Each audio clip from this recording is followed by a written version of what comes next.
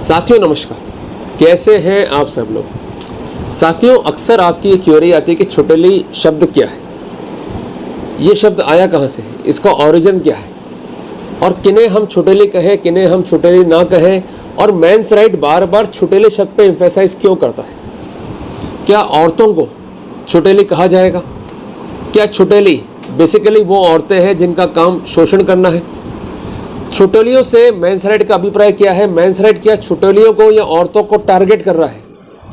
इन समस्त क्वेरियों का आंसर मैंने आज की वीडियो में दिया है। साथियों, जैसा कि आप जानते हैं कि मैं एक मेंस राइट सेवियर हूँ और मेरा मकसद है उन बदमाश किस्म की औरतों के खिलाफ लड़ना जो कि पुरुषों को प्रताड़ित करती हैं, पुरुषों को हैरेस करती हैं और ये समझ लेती हैं कि कानून उनके पैरों की जूती है और उन्हें विश्वास दिलाते हैं कुछ गधे और परजीवी किस्म के लोग कि तुम कानून का दुरुपयोग करो, कोई फर्क नहीं पड़ता, तुम्हें न्याय मिलेगा बट पैसों के रूप में। और उनको देखा था कि कई महिलाएं भी उनके संगठन में शामिल हो जाती हैं कि अच्छा दीदी, तुम्हें कितने मिले जी? 40 लाख।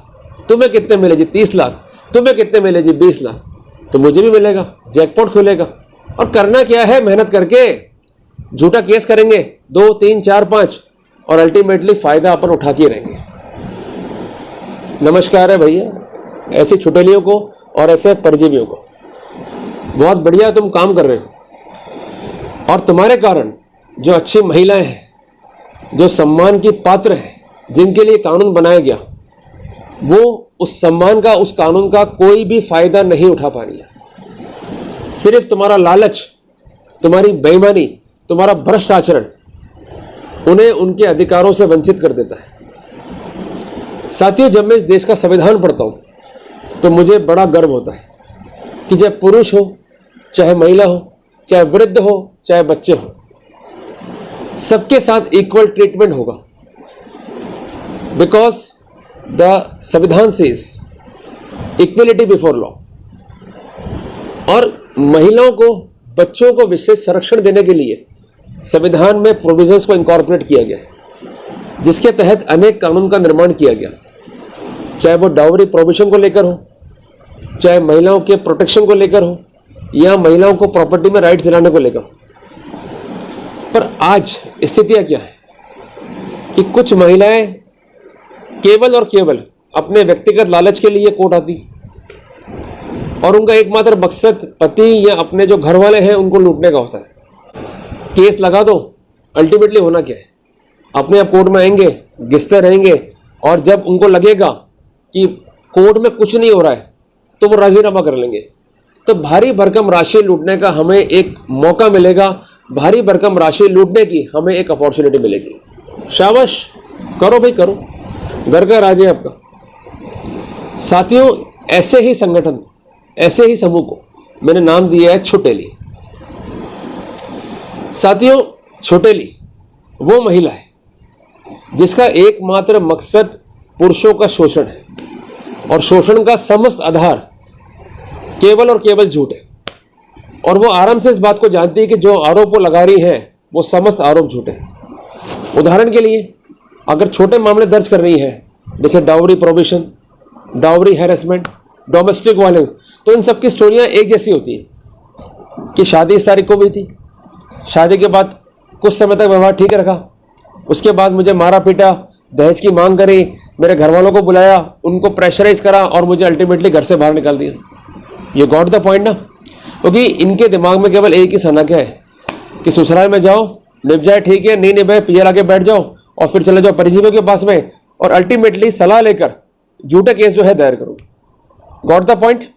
और दूसरी है क्रॉनिक किस्म की छुटेलियाँ कि मुझे छेड़ा, मेरा पीछा करा, मुझे ब्लफ किया, मेरे साथ बलात्कार किया और दिन भर अपनी इच्छा से उन पुरुषों के साथ जो है घूमते रहेंगी।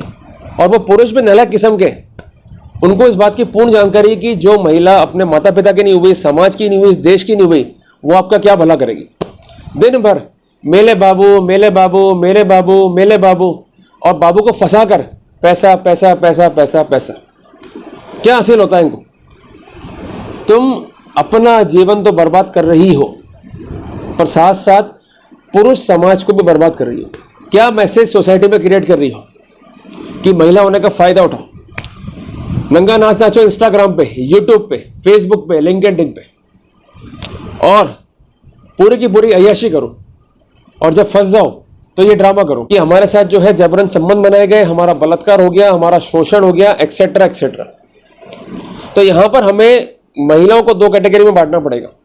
एक वो कैटेगरी जो सभ्य है, संस्कारित है, प्रताड़ित हो रही है, जिन्हें वास्तव में काम की जरूरत है, और जिनका आचरण सभ्य है, उन्हें हमें संरक्षण प्रदान करना है, उन्हें हमें बचाना है। पर जो छुटेली, भ्रष्ट, निकम्मे किस्म की औरतें हैं, जिनका एकमात्र मकसद पुरुष को लूटना है, उनका हमें सामना करना होगा। साथियों, एक बात बता दूं कि इतिहास जो है लिखा गया तलवारों पे और कलम पे। इतिहास अगर बनाना है तो हमें कलम उठानी होगी, अपनी बात को लिखना होगा, और वास्तव में जो गलत है उन्हें सबक सिखाना होगा। अदरवाइज क्या होगा कि हम डरते रहेंगे, दबते रहेंगे। जैसे अंग्रेजों ने हम पे राज करा, ऐसे ही छुटेली हम पे राज करेंगे। मैं आपको याद दिलाना चाहता हूँ गुरु गोविंद सिंह जी को, जो धर्म के लिए लड़े, धर्म के लिए आगे बढ़े, जिन्होंने अपने स्वयं का, अपने पिता का, अपने बच्चों तक का बलिदान दिया, और ये साफ कहा कि इन पुत्रन के शीश पर वार दिए सुत चार, चार गए तो क्या हुआ, जीवित कहीं हजार। जब ऐसे गुरु हमारे देश में हैं तो ये हमारे लिए फक्र की बात है।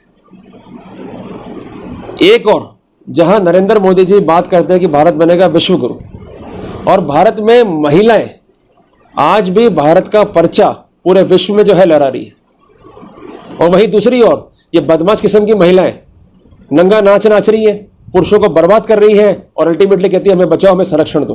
क्या संरक्षण मिलना चाहिए? कमेंट बॉक्स में जो है लिख के बताएं। किसी भी रूप में कोई भी संरक्षण प्राप्त करने की वो अधिकारी है ही नहीं। और इतिहास गवाह है कि सीता मैया की हमने पूजा की है, और सुरपण खां जैसी औरतों का भी वध हुआ है। तो इनका वध हमें लीगली करना होगा, इनको लीगली सबक सिखाना होगा, और यदि आप इनके शोषण का शिकार हो गए तो इनका मनोबल आप ही बढ़ा रहे हैं। और रिसेंटली मेरे सामने कई किस्से हुए कि मेरे मेंस राइट के अनुयायी तैयार हैं जेल जाने के लिए, वो तैयार हैं लड़ने के लिए, पर उन्होंने साफ कह दिया कि हम किसी भी रूप में इनके हाथ से नहीं लुटेंगे, हम शोषण का शिकार नहीं होंगे, हम लड़ेंगे, मरते दम तक लड़ेंगे, हमें जेल में रहना मंजूर है। तो खड़े हो जाओ, ये सही समय है लड़ने का। और अगर हम ही नहीं लड़े तो हमें इतिहास जो है कोसेगा, आने वाली पीढ़ियां कोसेगी कि तुमने किया ही क्या। ये सही मौका है कि जहां हम अपना वर्चस्व साबित करने के लिए कुछ भी करेंगे, लीगल लड़ाई लड़ेंगे, कानूनी दाव पेच से इनका सामना करेंगे, तो निश्चित तौर पर हम जीतेंगे। कुछ लोग कहेंगे जो निकम्मे घटिया किस्म के हैं, अरे कुछ नहीं होगा जी, इससे क्या हो जाएगा। जब लड़े नहीं तो बोलने का भी अधिकार नहीं है। लड़ना है तो मैदान में आओ, शेर बनो। गधों की तरह कमेंट बॉक्स में नेगेटिव कमेंट लिखोगे तो कुछ हासिल नहीं होने वाला। तो कुल मिला के मेरा साथियों आप सबको संदेश है कि जो महिला सही है, संस्कारित है, जिसे कपड़े पहनने का इल्म है, जिसे संस्कारों का इल्म है, जिसे माता पिता का इल्म है, जिसे शादी के संस्कारों का इल्म है, उसकी इज्जत करो। वो आपकी माँ भी हो सकती है, आपकी भाभी भी हो सकती है, आपकी बहन भी हो सकती है, आपकी बुआ भी हो सकती है, आपकी मासी भी हो सकती है। पर जो बदमाश भ्रष्ट किस्म की छुटेली है उसको छोड़ने का नहीं है, सीधा कर दो उसको कानूनी एंगल से। तो कुल मिला के साथियों हमें लड़ना है दृढ़ विश्वास से। विश्वास करो ऊपर वाले पे, और निश्चित तौर पर अपन जीतेंगे। और एक बात कहना चाहूँगा अंत में कि हम इतने लाचार खड़े हैं, खुद बिकने बाजार खड़े हैं, दोस्ती के लिए दोस्त नहीं मिलता, दुश्मन कई हजार खड़े हैं, महलों में है कैद उजाले, गलियारे अंधकार खड़े हैं, सच की गर्दन झुकी हुई है, लेके सब तलवार खड़े हैं, और हमें लूट के जाने वाले 7 समुंदर पार खड़े हैं। लड़ना होगा खड़े होकर संगठन के साथ, और इनको अपनी औकात जो है दिखा दो। तो साथियों इन्हीं शब्दों के साथ विदा लूंगा, मिलते हैं एक नए टॉपिक के साथ। तब तक के लिए जय हिंद, जय भारत।